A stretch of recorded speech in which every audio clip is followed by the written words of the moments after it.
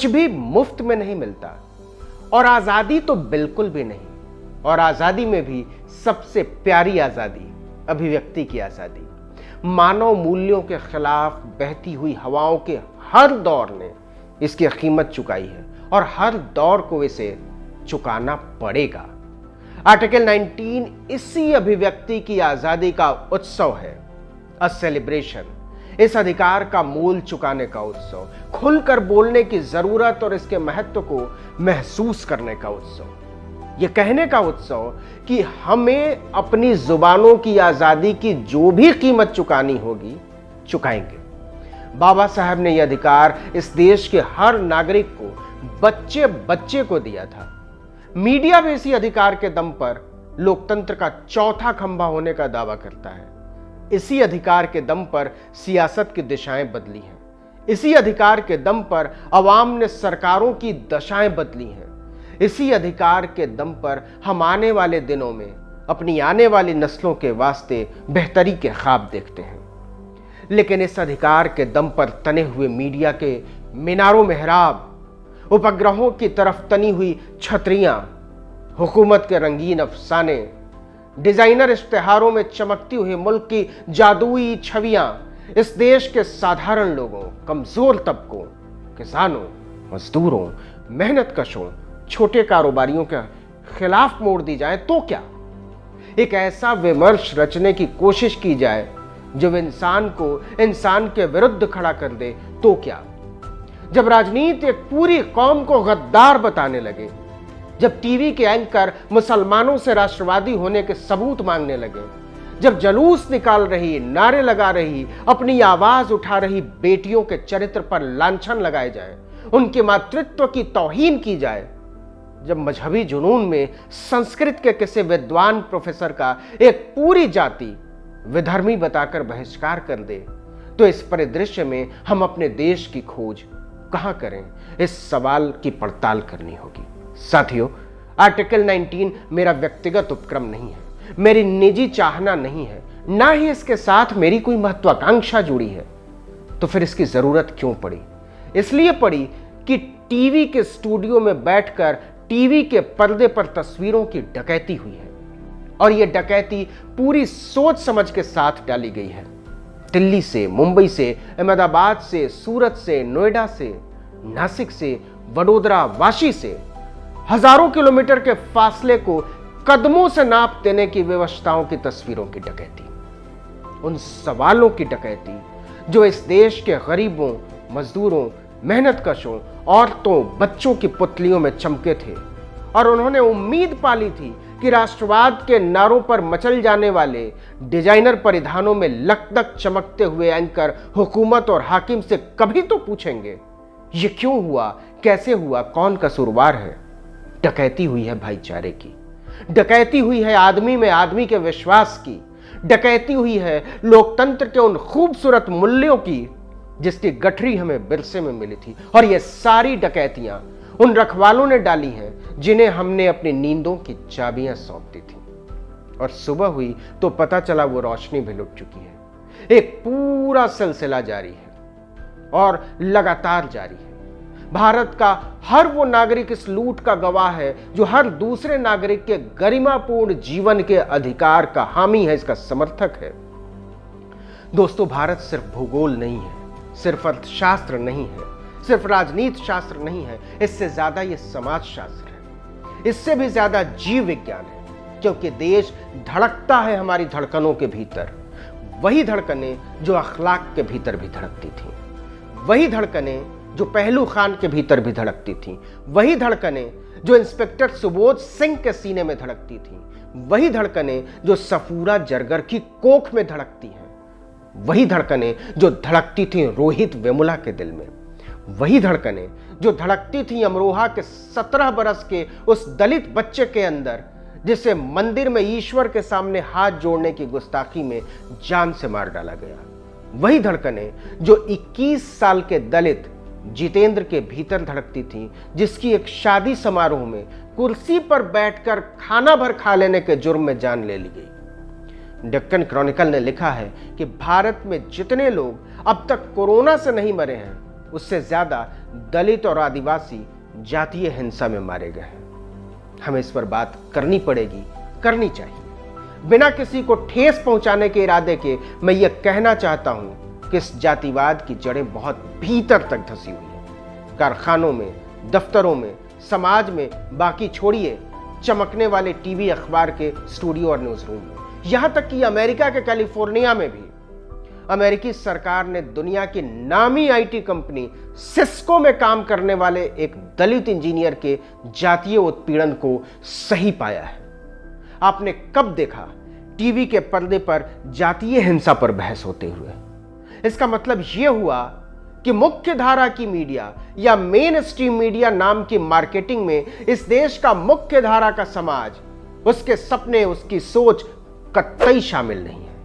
इस main stream media में दलित नहीं, आदिवासी नहीं, पिछड़े नहीं, मुसलमान नहीं, ईसाई नहीं, सिख, बौद्ध, पारसी, पढ़े लिखे उदार लोग नहीं। मतलब इस देश के 90% लोग मुख्य धारा की मीडिया का हिस्सा ही नहीं है और केवल 10% लोग टीवी पर बैठकर नफरत, हिंसा, वैमनस्य और गैर बराबरी का एजेंडा चला रहे हैं। माफ कीजिएगा, लेकिन यह देश का एजेंडा नहीं है, लोकतंत्र का एजेंडा नहीं है, संविधान का एजेंडा नहीं है, बंधुत्व और न्याय का एजेंडा नहीं। मैं ये जोर देकर कहना चाहता हूं कि विकास के नाम पर सामाजिक न्याय और स्वतंत्रता से कोई समझौता मुमकिन नहीं। आर्टिकल 19 बाबा साहेब अंबेडकर, पेरियार, ज्योतिबा सावित्रीबाई फुले, गांधी, सर सैयद अहमद खां, मौलाना आजाद, मोहम्मद अली जौहर, कर्पूरी ठाकुर, शहीद जगदेव, बिरसा मुंडा जैसे महान लोगों की उस सोच के साथ आगे बढ़ेगा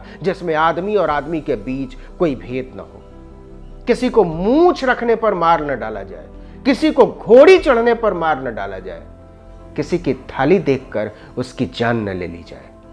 कोरोना के जितने पॉजिटिव केस मरकज में नहीं आए थे, उससे ज्यादा अकेले जी न्यूज में आए हैं। लेकिन इस खबर को फिल्म सिटी के दफ्तरों से देश चलाने वाले राष्ट्रवादी एंकर हरिद्वार वाले बाबा जी की बूटी के साथ घोंट गए।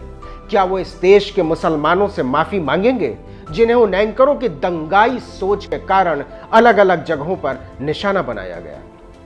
ऐसे ही मौकों के लिए कैफी आजमी ने लिखा था कि कौन कहता है मोहब्बत के लिए होते हैं, अब तो रिश्ते भी जरूरत के लिए होते हैं, और आके बौने बसे हैं मेरी बस्ती में जब से रोज झगड़े कदों कामत के लिए होते हैं। तो आपका मेन स्ट्रीम मीडिया अब एक पौनों की दुनिया है। मीडिया अब एक गंभीर सोच नहीं है, बस एक शब्द है।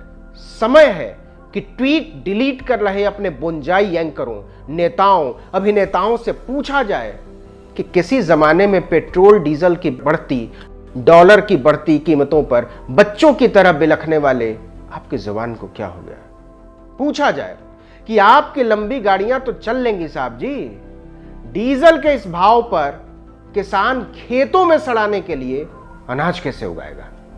क्या आप कभी कहने की हिम्मत जुटाएंगे कि जब ट्रांसपोर्ट महंगा होगा तो चीजों की कीमतें बढ़ेंगी और महंगाई आम आदमी को, मजदूर को, गरीब को मार डालेगी? लेकिन राष्ट्रवाद के नए मुहावरे में महंगाई पर सवाल पूछने का रिवाज नहीं रहा। लेकिन कोई तो पूछेगा कि नौजवानों की नौकरी कहां है? कोई तो पूछेगा कि फसलों के इस मौसम में आलू 30 रुपए किलो क्यों बिक रहा है? क्या इसका फायदा किसान को मिल रहा है?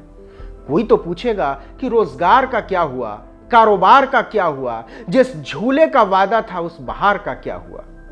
लेकिन इन सवालों पर वो चीन चीन चिल्लाने लगते हैं जो हमारे जाबाज सैनिकों की शहादत के बावजूद हमारी जमीन पर कब्जा करके बैठ जाता है। लेकिन चमकदार चेहरों में चीनी ऐप पर पाबंदियों को शहीदों के काफिले के सामने बहादुरी की मिसाल की तरह साबित करने की होड़ लगी है।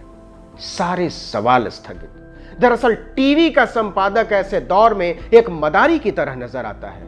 एंकर व्यवस्था के प्रति अपने निष्ठाएं निभाते एक बंधे हुए जीव की तरह और टीवी एक तमाशे की तरह। सवाल है कि इस तमाशे को क्या मीडिया कहा भी जा सकता है? वो हत्यारी लाठियां जो तूतीकोरिन के थाने में जयराज और बेनिक्स पर बरसाई गई हैं, उसे बहसों से बाहर कर देने वाले कौन है? डॉयचे वेले की एक रिपोर्ट कहती है कि दलितों के पास मरने के बाद कफन दफन के लिए भी 2 गज जमीन मयस्सर नहीं है। साथियों, बताया जा रहा है कि देश का मतलब चुनाव है, सरकार है, राज्यादेश है, लेकिन देश का मतलब सिर्फ चुनाव या सरकार नहीं होता। देश का मतलब केवल राष्ट्रवाद का छद नहीं है। देश का मतलब केवल जीडीपी नहीं है। वैसे ही मीडिया का मतलब केवल टीआरपी नहीं है। पत्रकारिता का मतलब केवल शोर हंगामा और गाली गलौज नहीं है, ना ही कोई नियुक्ति पत्र, गले में लटका कोई पट्टा। लोग अक्सर कहते हैं कि खबरों में बैलेंस होना चाहिए। मैं पूछना चाहता हूं कि क्या आप समाज में वो बैलेंस देखते हैं? क्या वाकई न्याय और अन्याय, शोषण और सहन, बराबरी गैर बराबरी, ऊंच और नीच, छूत अछूत, बंधुता और हिकारत, सवर्ण दलित आदिवासी के बीच कोई बैलेंस हो सकता है? और अगर हो सकता है तो वो कितना मानवीय होगा? क्या नाम में केवल मीडिया जोड़ लेने से कोई संस्थान वाकई मीडिया हो जाता है? क्या गले में कोई पहचान पत्र लटका लेने से कोई व्यक्ति वाकई पत्रकार हो जाता है? या फिर मीडिया या पत्रकार होने के लिए इस पेशे के साथ कुछ दूसरी अनिवार्य शर्तें, उम्मीदें और आश्वस्तियां जुड़ती हैं? और अगर हां, तो क्या टीवी के पर्दे पर वो आश्वस्ति नजर आती है? और अगर नहीं, तो टीवी मुख्य धारा का मीडिया नहीं हो सकता। असल में वही वैकल्पिक मीडिया है और डिजिटल मीडिया मुख्य धारा का मीडिया।